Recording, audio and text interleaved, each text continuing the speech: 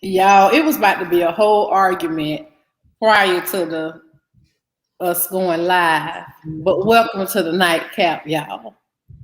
Welcome, welcome to nightcap. Listen, go ahead, like, share, tag someone. We are continuing part 2 of Women in Leadership. Now, I know what you're thinking. Where are the women? I come on behalf of the women, but we have an experienced person here that does all things leadership. And yes, he is not a millennial, but he has helped me and several other millennials through programs that we have at our church become developed and walk in our leadership skills. So, how are you, Dr. Walker? I am well. You ain't had to put the people in our business, but it's okay. I'm used to it. Without further ado, welcome to Nightcap, Pastor Kai. Pastor Thank Kai. Thank you so much. I'm glad to be here tonight. So listen, we had a meeting like a couple days after Nightcap, the young adults did, because we're doing something we're having like a town hall for the young adults. So listen, look for those flyers. All of my YA people that watch us on Wednesday night, we're having a town hall. We want you all to come out. And so Pastor Cotton got on there and he said, man, I really wanted to, he was thinking some things and had some things he wanted to say when we were doing last week's Nightcap. So that's why he's on here. And we're just gonna get right into it, Pastor Cotton. I'm just gonna ask the question that I asked last week. Can women do you think or do you feel that women in leadership have the ability to be led when they get home by their husbands or their mates? Well, you know, when you talk about a woman that's a leader, and then when she gets home, being led by her husband, any effective and great leader is a great follower.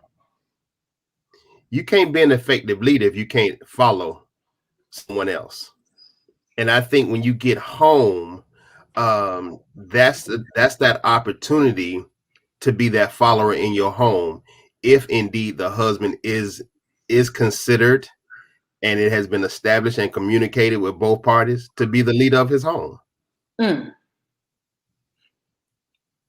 So that's the answer, ma'am. So you said it is established.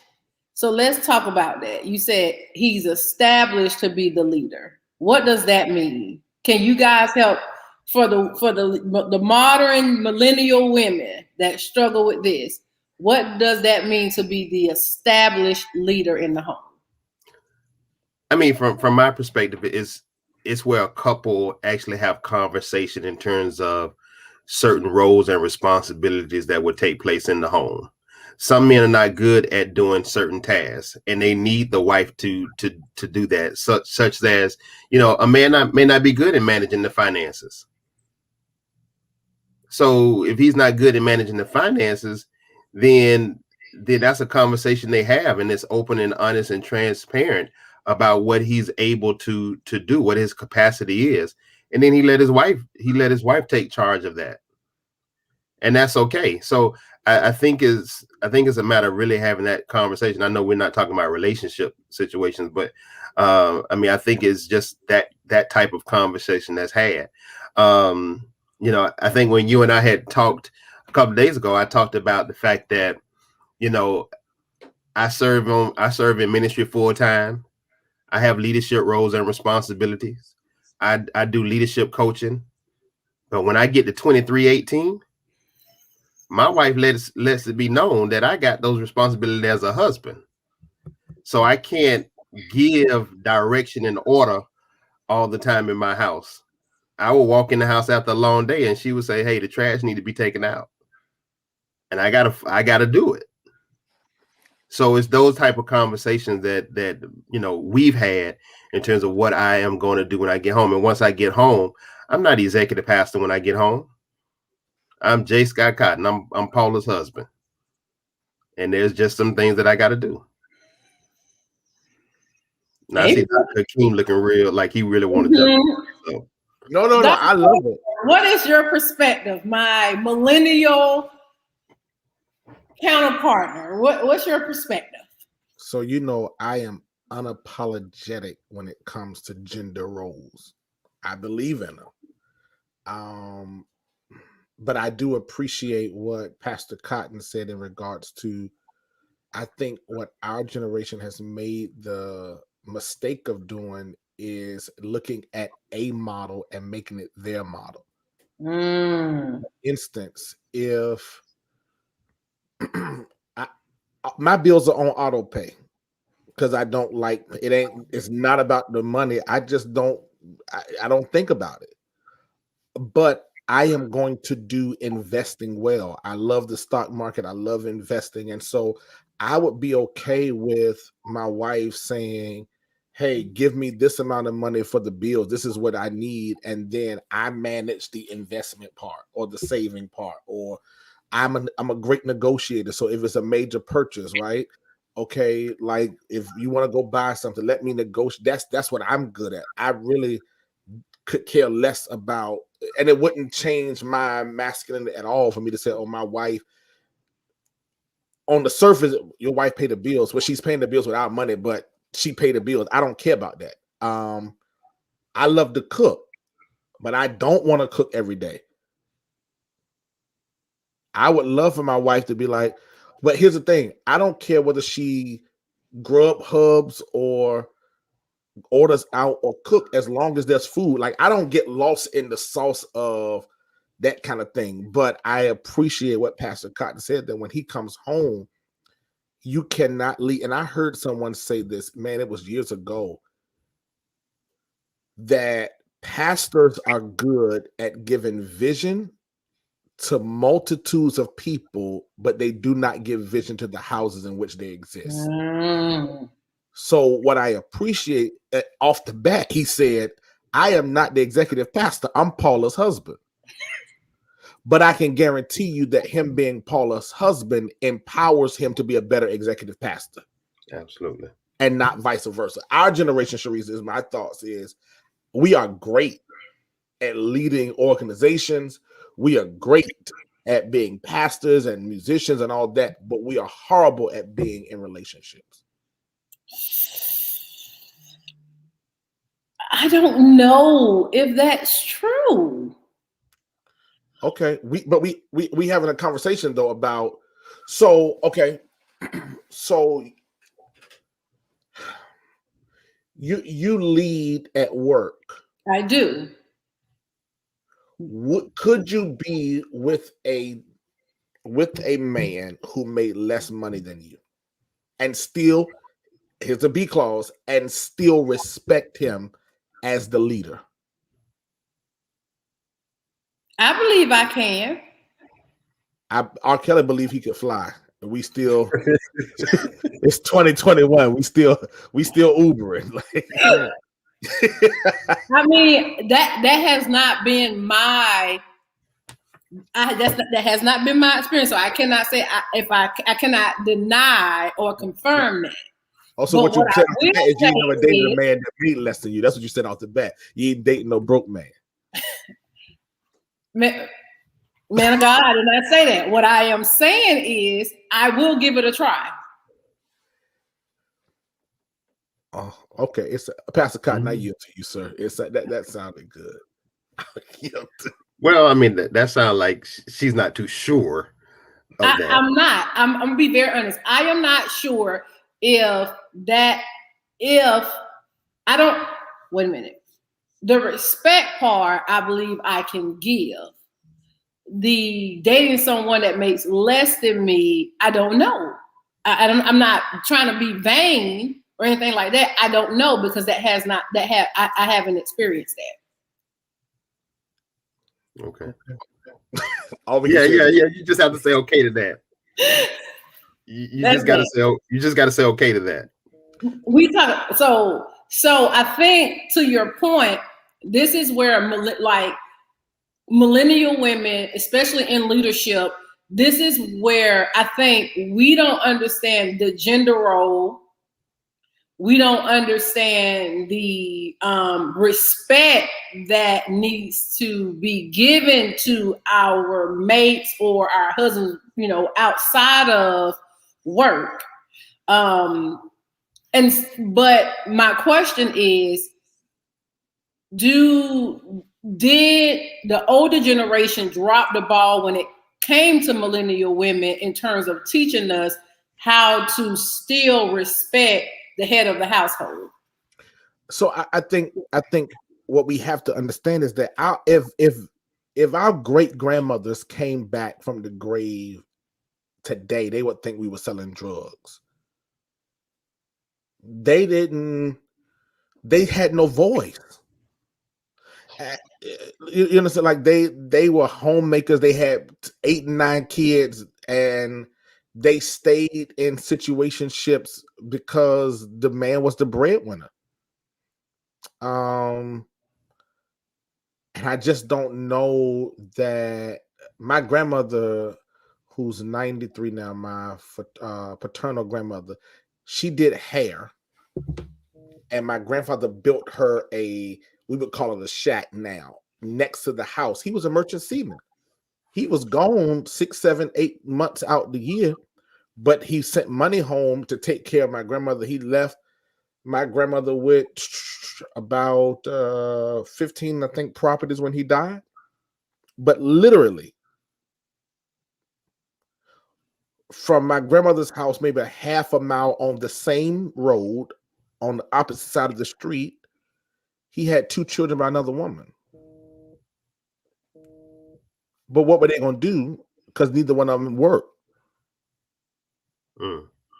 I mean, legitimately, like my father is 57, 58. My uncle that just died had just turned 70. But they were 2 women who he bought both of them houses. The women had no voice. So I think now the difference is women are saying is we don't have to take that. Yeah. And Pastor Cotton, let me ask you from a leadership standpoint. I'm not saying, I want to make sure I ask this because I know we're on St. Paul's platform, but I'm asking from a global leadership standpoint, right? This is an advanced coaching solutions question. I was talking to a friend of mine who's clergy, who said that we were having this conversation about, so one of our counterparts went somewhere to perform a service and got paid a certain amount of money, right? She's a female. She went, and same education, probably she had probably more notoriety than the male, and got paid a significant less amount. And because we're friends, when it came up, the person who booked them specifically said to her, it was only because you were a woman. Ooh. I didn't look at you as a peer. Mm-hmm. Right. So I'm thinking in my head, it's 2021. We're not talking about a PhD versus a bachelor. We're talking about 2 established people. In a business sense, how much of that is a reality, 1, and 2, would she have been wrong being a woman? Because as a man, I can come to you and say, hey, Pastor Cotton, you know what you gave me ain't right. And we're going to chalk it up as brothers. And would she have been right as a woman to do that? And not be considered the angry black woman. Correct. Right. Well, I was going to say another word, but you understand what I'm saying. Yeah. You're on NightCap. Praise the Lord. So from a leadership standpoint, I mean, that happens a lot. We see that in a lot of companies, a lot of organizations, where our female counterparts are being paid much less than the male counterparts. You see that. I don't agree to that.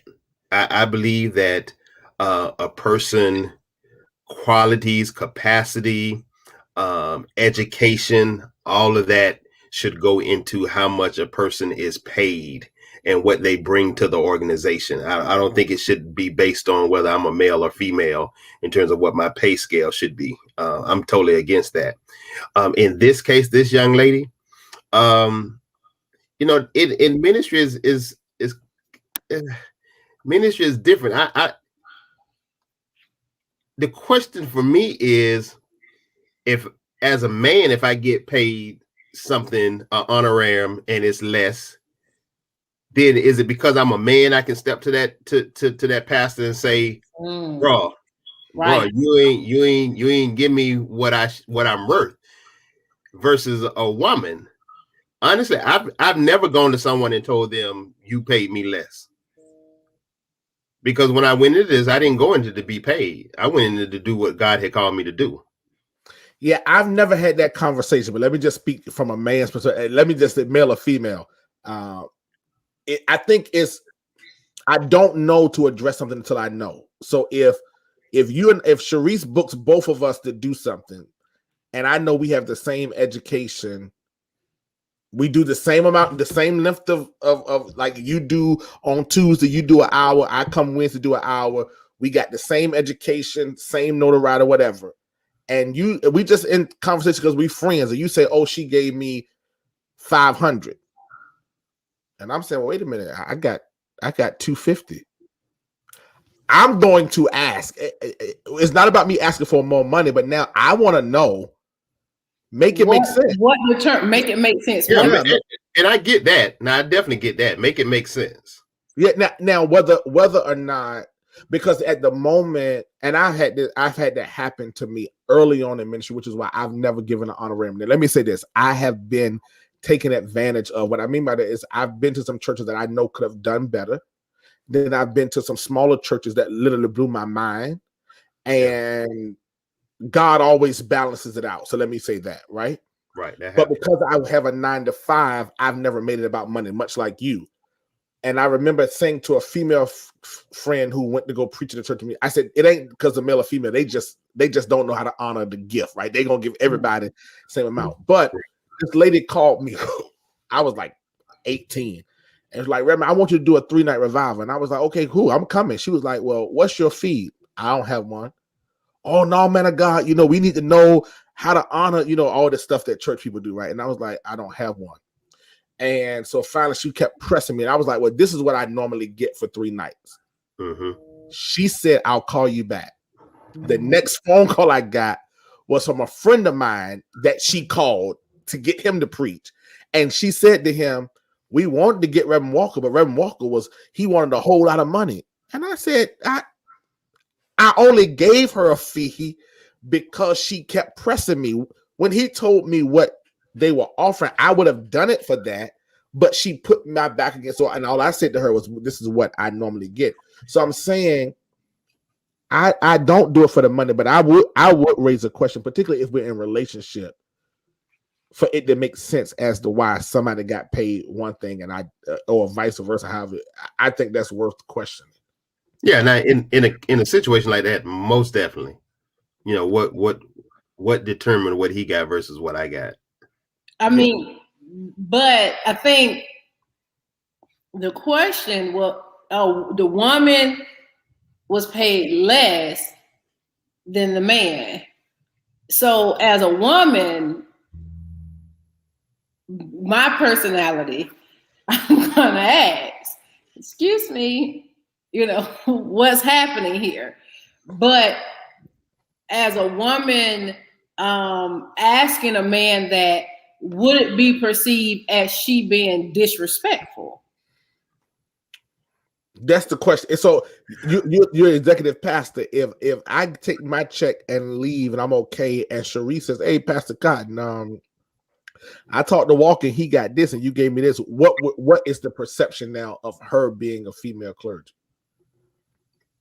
I mean, I think she's in her right to ask me that. Okay. Yeah, she's in her right to ask me that. I mean, I don't see it as just because she's a woman, she doesn't have the right to raise the question about what she received. I think, Yeah, if you and Walker came and you know what I gave him and you know what I gave you and yours is significantly less, then yeah, you should ask. You should call me to the carpet. And I give that permission. I have no struggle with that. I do not think that a woman should be paid less than a man when they have equal skill sets and education. So, is Arian Johnson says, what does sex have to do with raising a question? So it has, it should not, but unfortunately, it does. Especially, I'm going to say, especially for African American women. Women that are in leadership tend to be assertive, tend to be very strong-minded, tend to not bend. And oftentimes our approach is not necessarily a soft approach or a very feminine approach. So sometimes as women that are approaching men or women in leadership that are approaching men with such a question, based on our tone, demeanor, delivery, can be seen as disrespectful, or I wouldn't say necessarily disrespectful, but problematic in my experience and what I've seen in the workplace. So I don't know about necessarily ministry, but in the workplace, I've definitely seen that. I agree. Yeah. I mean, a man can ask the question most times and it not be deemed as being disrespectful, and a woman can ask him, is like, who you talking to? Right. And no, it's not about the approach, yes, but it is more, I don't think it has, yes, the approach matter, but I think it has something more to do with a word called audacity. And some men will look at a woman, even if her approach is soft, and say, I can't believe she had the audacity to ask me that you take what I give you. And that's just, I think in leadership, there's not necessarily a balance. I've seen this in millennials where millennial men and women, there's like this battle because millennial men in leadership and women men in leadership we have this where I'm equal to you. And some men, I've heard them say that there is no equality. Women have equity, but there's no equality. So that may play a role.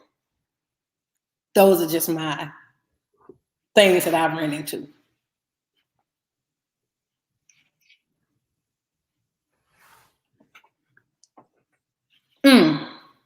Must be true because they're quiet, Miss Johnson. I can't hear you, muted, man of God. Can you hear me now? Yes.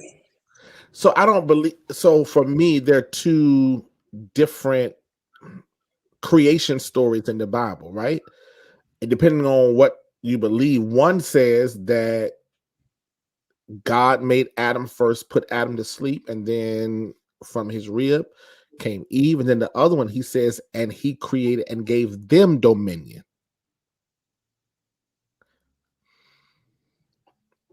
I believe that patriarchy exists? Absolutely. I would be a fool to deny that. Do I believe that it exists in homes? Yes. What I think we have to do is recreate what healthy partnership looks like. Now that's good. That's real good. I think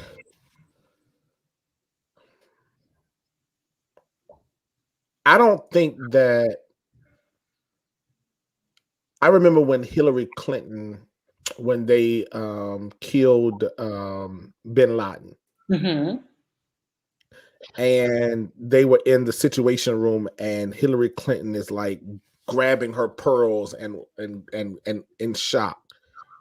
And that picture went viral, and people was like, "Oh, she's too emotional. She's supposed to hold it together." And I'm like, this lady is watching somebody literally get murdered. I don't care how much you used to see somebody get killed. Like, it's not okay.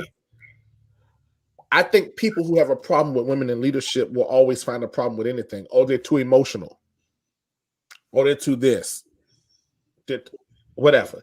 I think people who have a problem with it have a problem with it, and people who don't care. And I don't think that women in leadership is a big deal as we think it is. In most cases now, even in the church, most millennials I know, and even baby boomers that are starting churches, are making their wives co-pastors. Or flip it. I know in a couple of instances where the wife is actually the lead pastor. Could that work for me?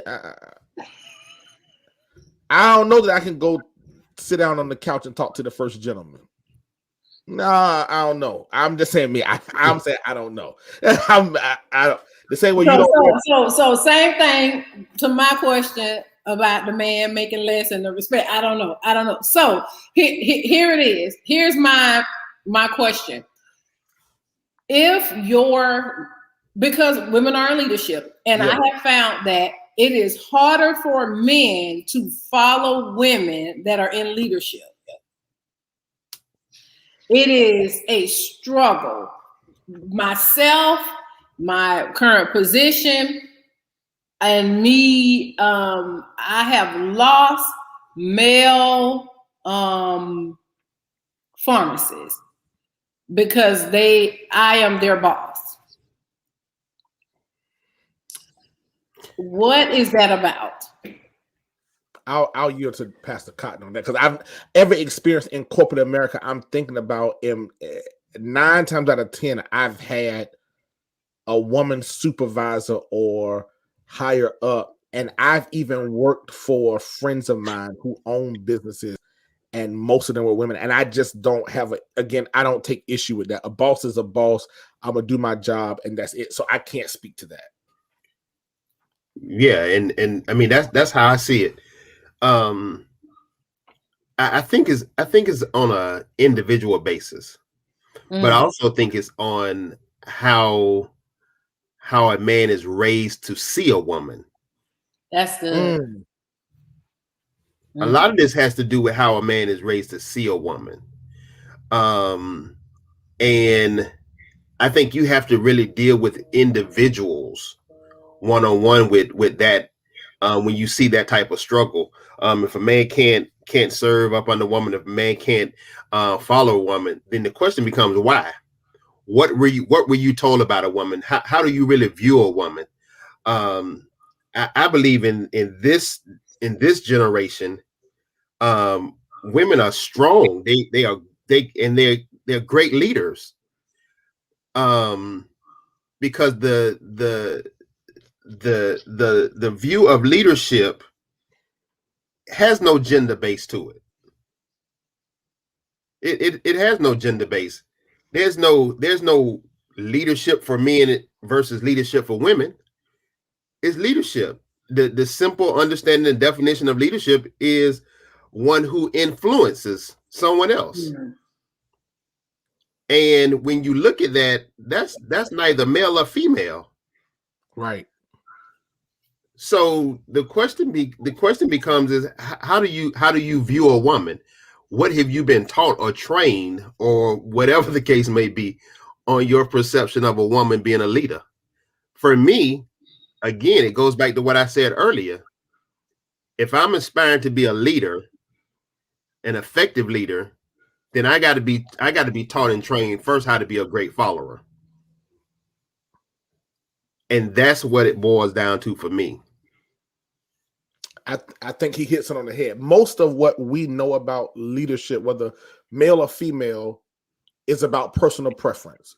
So the people who don't like women in leadership, you have people who don't like young. So the same way someone would say, I couldn't sit under a woman, pastor or leader. The same thing happens in age. I'm old enough. Oh, when I first started, I'm old enough to be your daddy. Your dad. I'm old enough to be your grandma. That's nice, but I'm not your grandchild. I'm your pastor. I mean, all right, we had this conversation. Let's move on, right? Like, that's a great job. people have their preferences, and I don't think their preferences is wrong, but I do think that Pastor Cotton raised a very interesting thing. Who trained you? And even when we look at, since we're on a church's platform, when we look at church, most people look at Paul's writings about a woman ought to be silent and he must be the husband of one wife.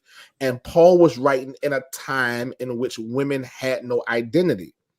But then the other scripture comes back and says, in the last day, I'll pour out my spirit upon all flesh, and your sons and daughters will dream dreams and prophesy. People don't quote that because most of us were taught from a very patriarchal standpoint. The Bible was written in a time, which is all through the Bible, it's about he. Women don't have, and we can't go back and change that, right? But what we can do is put it in context. So I think, honestly, going back to Hillary Clinton, I don't think that she was not qualified, but Hillary Clinton would have upset the white households, because particularly now white households still believe that women are for bearing children and cooking. And those white men were not going to put a woman in office because it would have then, I mean, think about how people feel about Kamala now as the vice president. Yeah. If she becomes the president, it's gonna mess up what men have taught their wives all these years. Go ahead. So I want to go back. Why is that instant for white families? Women are for legacy and cooking. Why is that not held the same for Black families?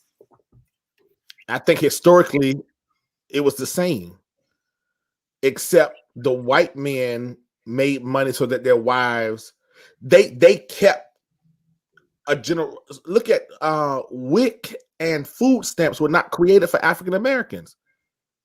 It was created for white people.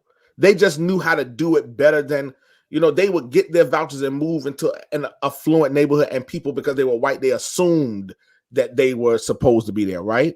And the male kept the woman because they would have baby after baby, or they don't have the same, most of them do not have the same need to keep up with trends and society as we do as African Americans, right? So in African American households, the women said, wait a minute, I'm going to get my own money. Yep. You ain't going to be able to control, you ain't keep putting these babies in me and keeping me at home. I got to ask you for, no, I'm going to make my own money. And when we start after the Civil War, when most of the daddies didn't come back home, the women had to go to work, right? That's what started that whole women equality movement, because the women had to go to work because their husbands died in war. And then when the incarceration happened, they had to go to work. And then women start saying, wait a minute, I ain't got to ask him to get my hair done. This check got my name on it. It changed the game. And thus propel women to become leaders, the suffrage movement, all these other things. My question now, fellas, if you're a man and you go out with your homeboy and his wife or woman, and he is a laid back kind of brother, and the wife is the one that seems to wear the pants because she's more assertive, more strong, more dominant, because that's her personality. Why is it then frowned upon to the man if he's just like, hey, I just let her do her? But other men look at the man as a man that's not controlling his house. I'm gonna joke Pastor Cotton. If we friends, I'm gonna talk junk to his wife too. Or the man can't even order water by himself. Then when the bill comes, I'm gonna say, well, I'm gonna tell his wife, I'm gonna say, you might as well go and pay for the bill. You didn't order for the man. But that's what That's what friends do. But what I'm saying is, if we are friends, I also know that Pastor Cotton and I have two different temperaments. So if that's his house, and part of the reason is I just gotta talk jump, because when he gets around the fellas, he's probably made us believe that he was in control. And then when I see it on my own, I'm like, oh, it's a different story. Why are you so quiet now? Why are you so quiet? But that ain't what you said in the locker room, bro. Right. So I think again, we cannot go by what works for other people. I think we can look at it and appreciate it, but I mean, I don't know that I can really say. I mean, but Pastor Cotton is the married one, so I'll yield to him. I mean, listen, I don't get into how people run their households. I don't. You know, I don't know the situation. I don't know, what conversations they've had. I don't know how much authority he has given his wife. That's his business. I don't have anything to do with that. If he's my friend and she's my friend too, and we all just sit down having dinner, chilling together. So I don't get in that. But I have a question though. I have a question because I told Sharice that when I watched last week, some things running through my head. Mm-hmm. Do you feel, and this is for the women, do you all feel as women leaders that you have to prove that you can lead? Yes. Why? Yes. So a part of the assertiveness and the aggressiveness that women have in leadership is it comes from the place of feeling like you have to prove you can lead. It's a defense mechanism. I was going to raise that question. So technically, in your proving it, it puts you in this defensive place all the time. It's a defensive posture, and I have not. Excellent women leaders have a defense posture. Really successful ones have a defense posture. Now, it's a twofold thing. You have women that are in leadership that are very, very feminine, very mild. And her personality, her femininity. That word right there, yes. Has put her in a place, has gained her favor amongst men and have elevated her. So it's twofold. But women that have that do not possess that gift of influence by way of their feminine nature have to work harder at showing that I'm just as qualified as the man. So it puts us in a defensive posture. I think we have to fight for our voice to be heard, because guess what? I've been in meetings and I've said, you know what?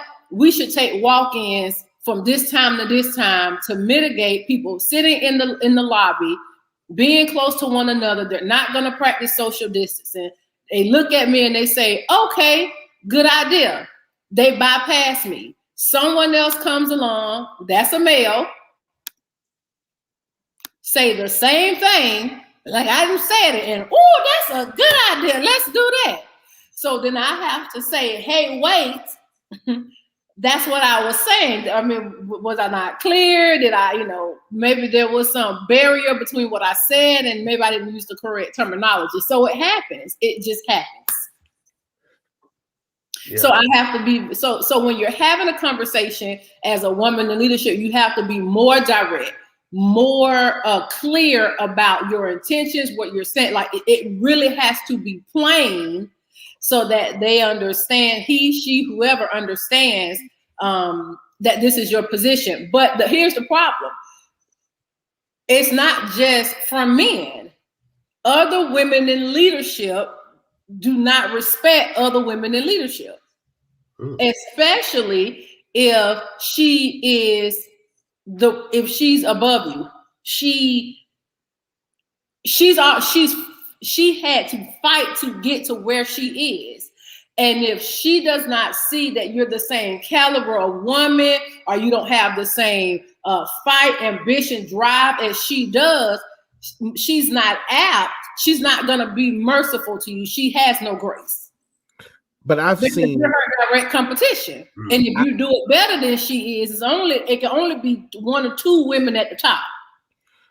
So I have this conversation with my female clergy friends all the time, and my female friends that are business owners. Mm-hmm. We already know the tension that exists between male and female leaders. Mm-hmm. But what amazes me is how women treat one another and then complain that the men do it. And I'm saying, how are we going to fix this issue if y'all, like, I've seen it, female, I think I shared this with you. I said, I asked 2 or 3 female preachers, if I was going to have a 5-night revival, I need all 3 of y'all to give me 5 names. 2 of them named not one woman. Because they won't. And I said, pick me.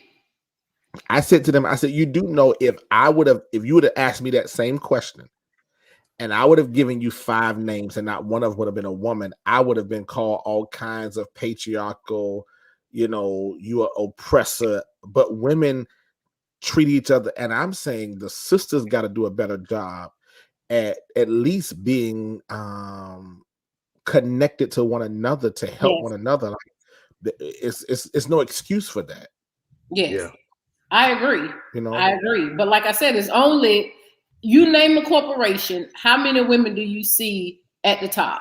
Maybe 1 or 2. And if it's 2, it's gonna be a white woman and some woman of diversity, just to say you have inclusion a part of your leadership. So she may not necessarily be Black, but she's gonna be a woman of some type of diversity. So if it's 2 of us here, and it's 17 seats and 2 occupied by women, what grace or mercy am I going to give another woman to help bring her along? Women don't think like that. It's a dog eat dog.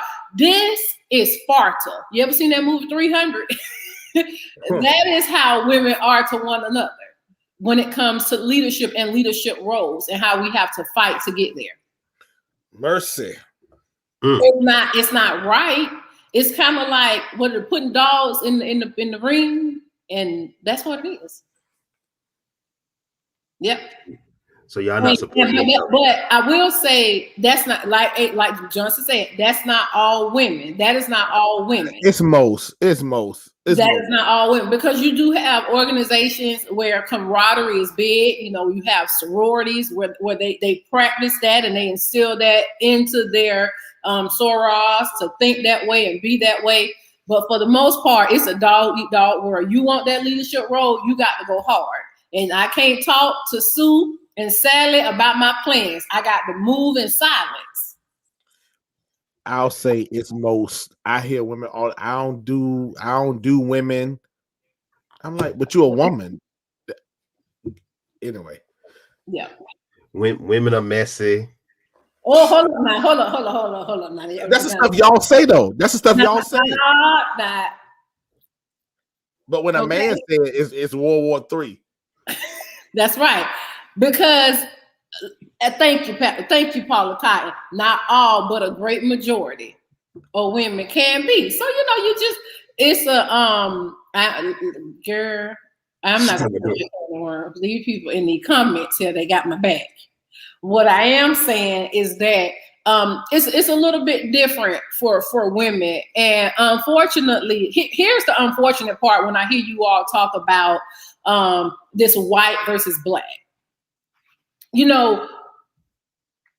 White women do not, and this is not a race thing, but it is. I'm gonna say culturally, that the white race and women in particular, that's what they're trained to do. They're trained to go to school, find your husband in college, so that you can bear his children, be a good wife, and stay home. But Is that culture, how it is today? it's still like that today. Oh. All of my, European colleagues that are women are married and they found their husband in college. That's what they're taught. Most of them. But it's not the same for African American women. And that is disturbing that we were not taught from the women of that came before us, that bearing a man children, having this legacy, taking care of home, being a good wife is as equally as important as a career. That's disturbing to me. Say that last part one more time. That being a wife, bearing a man's legacy, start helping him, bear his children, having all that good stuff is not. That's not as equally as important. Like, we're taught, go to school, don't worry about boys, don't worry about a husband, live your life, do this. And it's a lot of Black single women. Miss Independence. Yeah.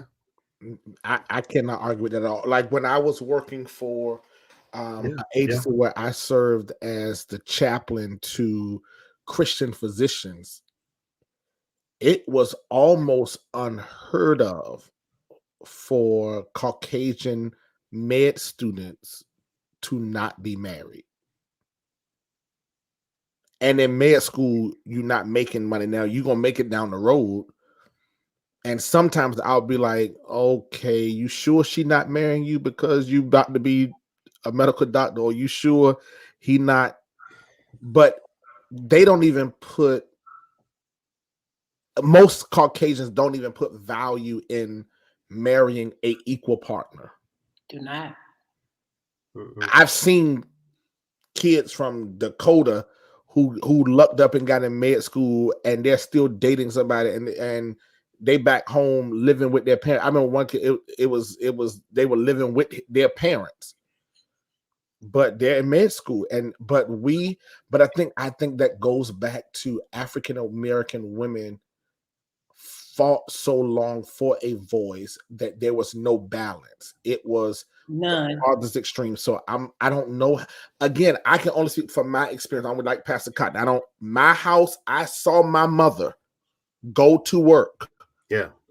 Come home. Sometimes she would take off her top and put on her house coat or a t-shirt, go in, shower, come out, wash up, go fix dinner. We sat at the table, helped us with homework. My mom was in school working on an associate's degree while we were in school work. My dad would sometimes be working overtime. And then when he came home, we would be sitting at the table. We would eat. My mother never allowed her independence of having a job to negate her motherly or wifely duties. Responsibilities, correct. Now, the flip side, there were days that my mom would go to school because she went to school at night, where my dad would do the best he could to cook. But my mom, sometimes if she knew she had to go to school, she would cook early in the morning. Yep. Because it was not her pride and joy just to be independent. It was not her. She took equal joy in being his wife and our mom. Absolutely. Now it's almost like he worked just like me. I ain't got to cook. He can stop at Chick-fil-A. He can. I don't even know. It's weird. It's weird. It's weird. Yeah. I mean, I honestly, on Sundays, I did not start eating out on Sundays until I was grown. And that's because I wanted to, because we ate home. If no other day of the week, we ate. Now, I knew on Friday nights, my mama wasn't going to cook. Right. Friday nights, we were going to eat pizza, whatever. Or, my aunts and them played cards. So they were going to have rent parties and selling parties where you smell like fried chicken grease, fish grease with the white bread stuck to the roof of your mouth. You know, Oh yeah. The kids went in another room and they did what adults did, right? Saturday morning we were waking up to the smell of bleach and old school music and bacon at the same time. We cleaned up. My mom did the inside of the house. My dad, we would be outside cutting the grass, washing cars, right? Then you did whatever you wanted to do. And then Sunday we went to church.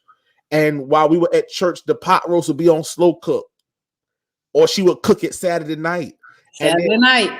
Monday morning, it started all over again. Like, so I don't, this new school way is different for me. And it's scary. Like, I don't know. It's weird. Yeah.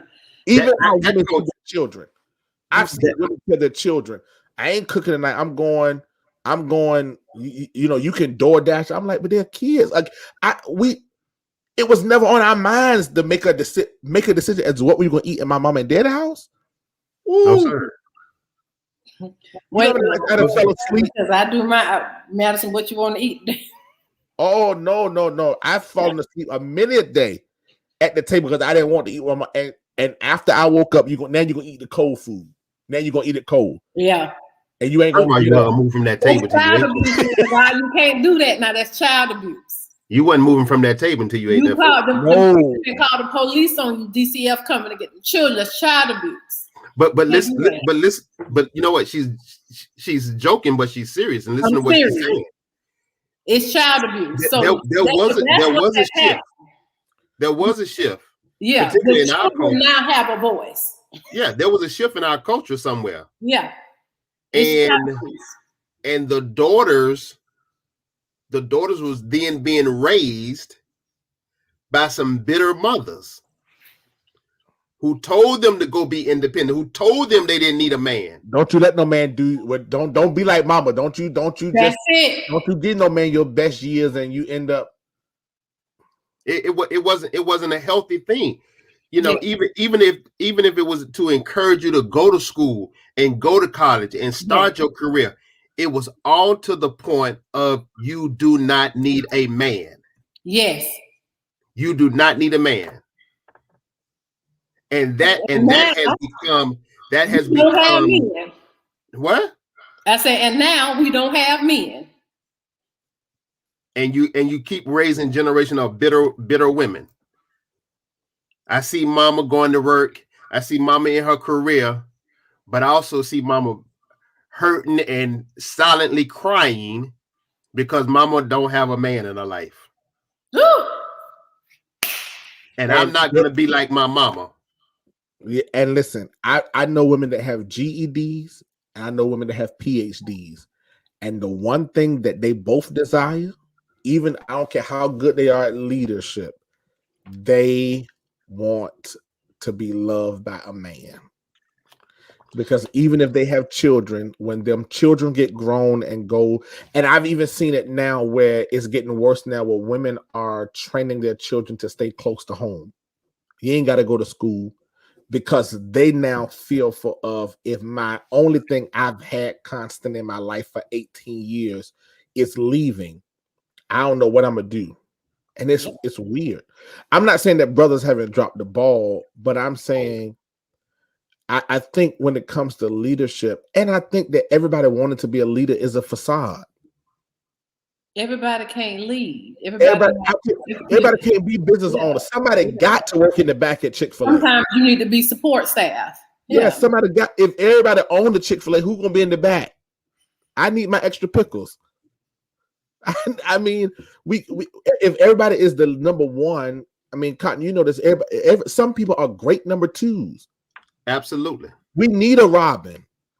Absolutely. Batman can't be. And I think that is the challenge that talking about women in leadership. And I understand women have fought for rights for a long time, and they're still fighting. Right. But I think one place the fight should not be. It's two places. It's in the homes and in the Black church. That's good. I think I don't know that Jay-Z and Beyonce are arguing over who got the most billions. But they fight in the elevator. That was his sister-in-law. See how rumors get started? Somebody searching the internet right now. Jay-Z and Beyonce fought in the elevator. That was the sister-in-law. But he said that nobody wins when their family feud. Like, we leave in generational wealth. I don't care whether you get your billion first or I get mine. Like, it's all, we all, if we're married and I'm a billionaire, you get it. It's all the same. Yeah. So it's safe to say that there's definitely competition between men and women. I don't think there's anything wrong with friendly competition. Let's just use you and I for the we both have the highest level of education that people can attain, right? So I'm like, all right, what you gonna do? You gonna write a book?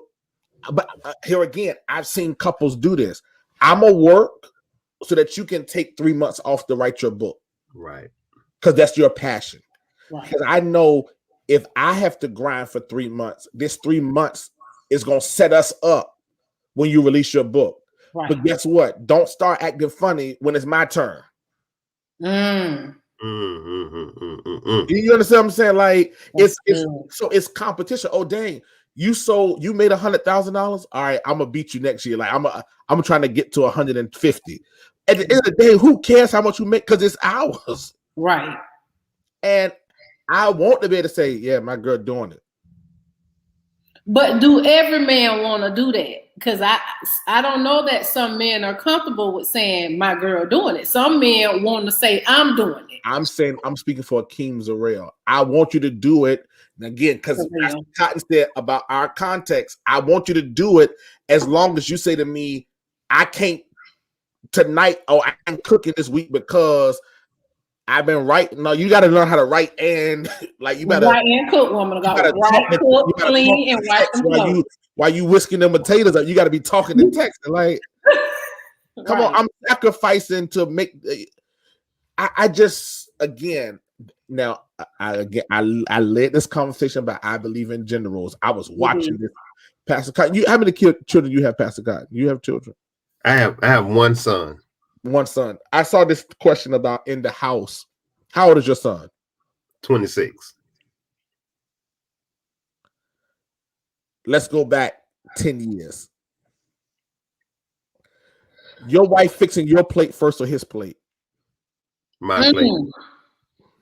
That's what now see, let me say this. Let me say this. But you can't because ain't no. What do you mean no? Paula Cotton straight up old school. She is an anomaly. She do not count in this conversation. I was getting ready to say that. Now that is true. My wife is old school. She's gonna cook. She's gonna fix my plate. She's gonna bring it to the table. Period. You can't look at the Cotton household because we not normal. We're not normal in this generation. But some things can be taught in this generation, though. Yes, that's how she was raised. I'm saying, okay. Listen, I remember this. Hold on, I remember this. I remember when we was dating, and I went over to her parents' house after church, and it was dinner time. And she started fixing her plate. And her grandmother said, "What are you doing?" She said, "I'm fixing my plate."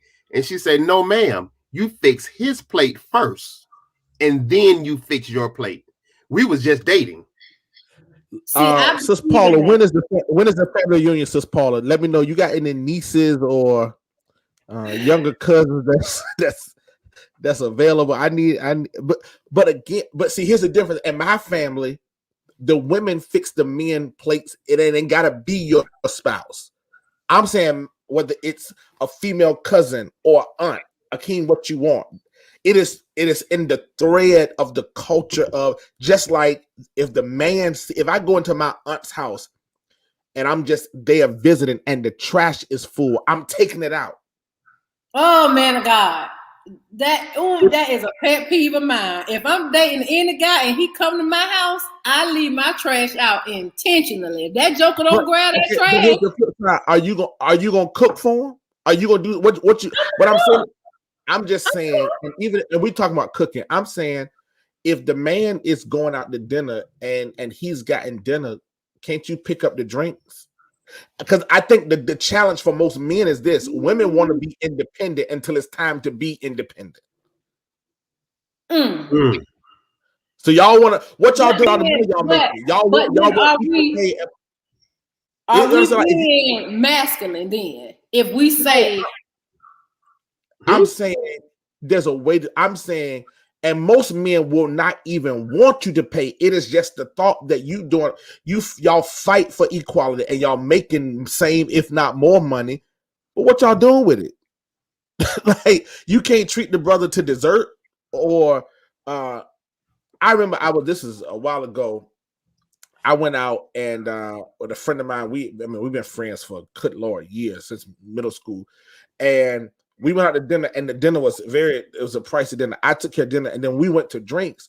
I came back from the bathroom, and the bill was already paid. Now, part of it was like, I didn't need you to pay for it. And I was like, well, wait a minute. She made just as much money as I made.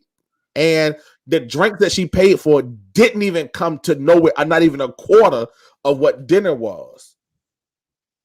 And she was like, well, Akeem, that's the least I could do. We're friends. Like, it's not a date, but we out having a good time. Like, I'm not gonna like chill out. But again, it was the thought that most women that eat high, drink high, get dessert high, and not even reach for their pocketbook. Sharice, why are you quiet? My mic on. No, that's not. I'm quiet because that's not my story. Oh, okay. I just making sure you got. I can't relate to that. I'm not that woman, so that's why I'm just looking. Oh, okay. And that's unfortunate that that's the women you have come across, but that's what. No, I'm not speaking for. I'm speaking for all men. Pastor Cotton. That is unfortunate that is what women have done, including women in leadership, including women that's not. There is a perception that we can have our cake, eat it too. There is a selfish mentality to some point, and I do agree. So I'm not debating that. I'm just simply saying. Fly me out. You'll be flown out too. Fly me out. I'll you pay the basic fare. I'll upgrade to first class. But just and so that's the difference between the millennials and the older men. The older men say, I break my back, everything to make sure my wife don't do anything. But the younger men say, listen, you eat. You say you equal, right? But then you do equal things. But they said that when rent was $76 a month. Right. So again, think about it. My grandfather was a merchant seaman. He could take care of 2 households because he making crazy money and he's staying on the ship. But I never forget my grandmother's mortgage for her house that he built part of it himself. The mortgage was $93 a month. Amen. Well, that's it.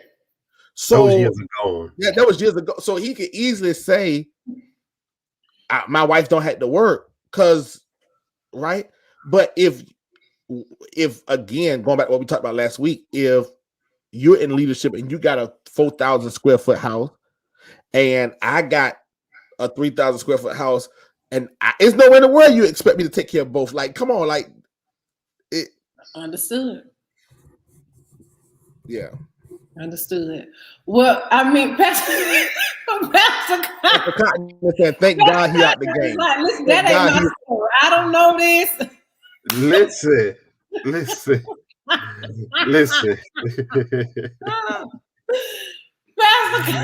Pastor Cotton just shook his head. Y'all got it bad. We got it bad. This generation, I don't understand it. I mean, I think we have it bad. I think it just really comes down to, what conversation are you having? What have you been taught? I mean, even with the guys you're dating. I mean, listen, I'm married and my wife will pick up the tab. Do you feel like less of a man, and you got a job? Do you feel like less of a man? Absolutely not. For a matter of fact, I would ask, you got tonight? He's my new bishop. I'm firing Bishop Guns. Pastor Cotton is my new bishop. I'm tied into his ministry. I'm gonna say, look, hey, you got the tab tonight? I mean, I just seriously, I'm like, hey, how y'all do, Sharice? I left my wallet at the house. I don't even do that. I just ask you got tonight? You know, because hey, listen, I'm like Hakeem. I grew up with both parents in the house. Mom went to work. Mom came home. Mom cooked. Had 5 kids. My dad and mom from West Florida.